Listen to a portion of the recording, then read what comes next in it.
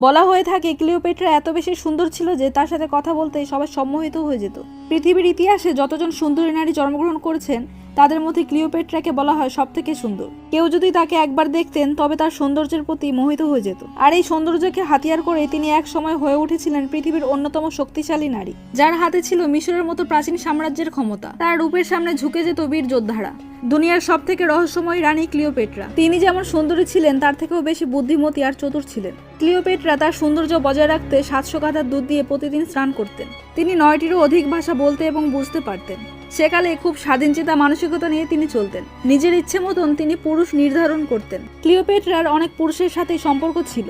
রূপের জালে ফাঁসিয়ে শত্রুদের গোপন খবর খুব সহজেই তিনি বের করে ফেলতেন। দেশের বিভিন্ন সমস্যার সমাধান খুব সহজেই করতে পারতেন তিনি। ক্লিওপেট্রার শেষ পরিণতি খুবই করুণ হয়েছিল। তিনি আত্মহত্যা করেছিলেন নাকি তাকে হত্যা করা হয়েছিল এটা এখনো রহস্যই রয়ে গেছে।